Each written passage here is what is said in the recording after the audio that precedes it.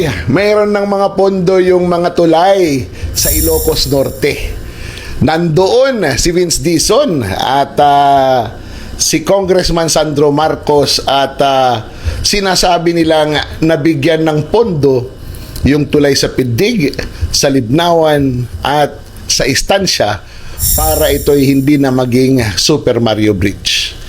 At pipilitin daw ng administrasyon na ito, ng DPWH, na matapos ngayong taon na ito.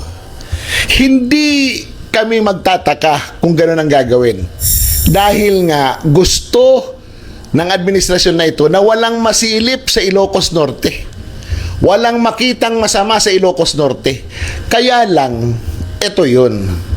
Kahit na anong gawin nyo sa mga dokumento na nandyan, sinasabi talaga na yung mga tulay na yan ay dapat tapos. Bakit? It is the construction or the completion of a bridge.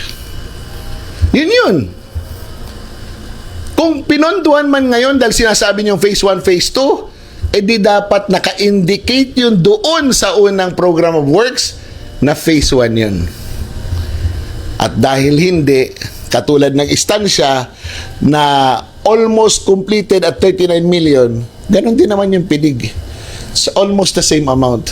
Libnawan, almost the same amount. Or mas malaki pa nga yata eh. Kaya, sir, kahit anong gawin ninyo, nasa mata na ng publiko na merong nangyaring kababalagan dyan at pilit yung tinatabunan. Ang iniisip ko na lang, paano nyo lulusutan yung doble-doble ang pondo, yung walang proyekto, at yung pare-pareho ang picture ng accomplishment. Di ba? Kasi galing yan sa portal nyo. Alam namin na yung portal ninyo ngayon, marami na yung binawas. Marami na ang tinanggal na hindi na makikita. Kahit nga coordinates, nahihirapan na eh. But you know, nauna kami, nakakuha kami, and that is why we are informing the Filipino people na doon sa Ilocos Norte is not as clean as what you think. Dapat sila yung halimbawa, pero hindi yun ang nangyari. Now, paano yung ibang mga distrito na hindi anak ng Pangulo, na may problemang kalintulad ng kay Marcos, mapupondohan kaya? Ito ang tanong na isa, saan kumuha ng pondo? Dahil hindi naman yan appropriated sa 2026. Di ba? Alam nyo, lahat ng tanong natin, lahat ng kasagutan sa pagnanakaw, sa liability ng bawat isa na nasa gobyerno ngayon, doon lang sa panahon ni Inday Sara Duterte natin makikita. They will be held accountable by the Vice President. The only challenge that we have now is to see to it that the Vice President will be able to run. Winning is not a problem for the Vice President. It is the effort of this government to prevent the Vice President to run. Because surely, if the Vice President will be able to run in the 2028 elections, wala na silang magagawa. Goodbye, Philippines. You will go to Muntinlupa. Andito kami sa Davao ngayon, no?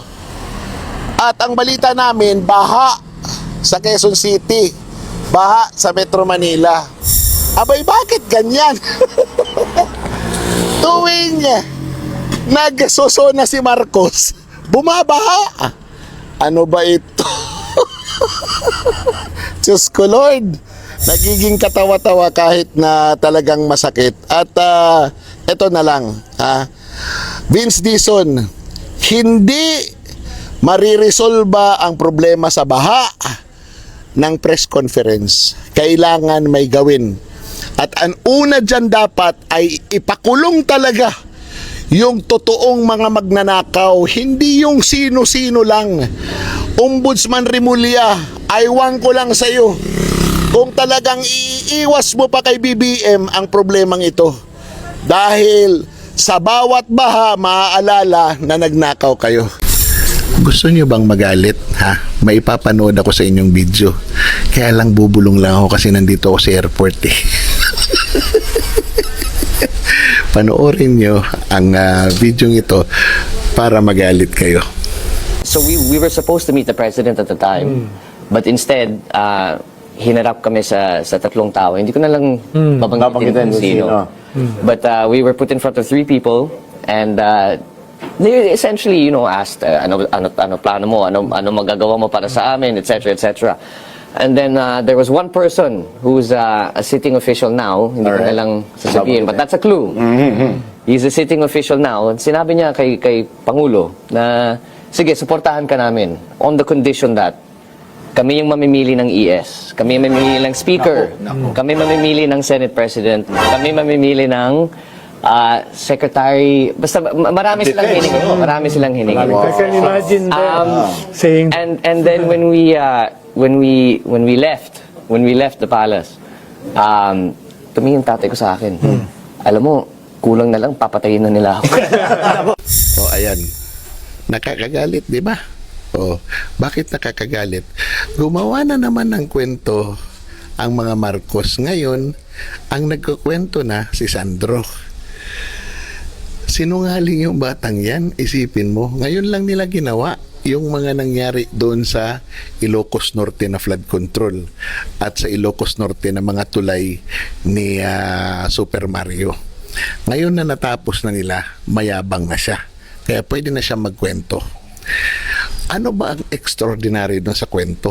Yung sinasabing magdi-demand ang Malacanang, nasa kanila yung executive secretary. Kailan ba nangyari yun? Kailan pa? Kasi wala naman, pag nananalo naman lahat bumabaliktad ang sitwasyon. Hindi naman yung mga pangako nangyayari. Lalong-lalo na sa isang Marcos. Meron bang nangyaring totoo sa mga ipinangako ni Marcos? Wala naman. Diba? Yung pang sasabihin nila, sa kanila yung ES, sa kanila yung secretary, sa kanila yung speaker, sa kanila yung sus, Ginoo. It will not happen. Walang gagawa ng demand na yun. Ito yung totoo. Gusto nilang targetin si Bongo. Gusto nilang sirain si Bongo. Yan ang target nila, yung pinatutukuyan niya na tao na sitting now as a public official, si Bongo. Yun ang kanyang pinatutukuyan. At gagawan nila ng istorya para masira. Pag masira, kakasuhan nila ng plunder. Malakas kasi si Bongo sa taong bayan. Kaya ang gagawin nila, sisirain muna nila, i-discredit muna nila bago nila kasuhan para katanggap-tanggap sa taong bayan. At ang kanilang gagamitin pansira, yang istorya na yan ni Sandro Marcos. Gagawa na naman sila ng kung sino-sinong testigo na naman. Kahit dalawa lang, si Marcos at si Sandro Marcos at si BBM, di o mano na nagpunta sa Malacanang. Kaya imagine, sasabihin niya, parang papatayin si Marcos. Praning talaga ang puta. Adik ang puta. Guilty. Yawa. O paano, ha? Kasi nandito ako sa airport ngayon. Bubulong-bulong lang ako.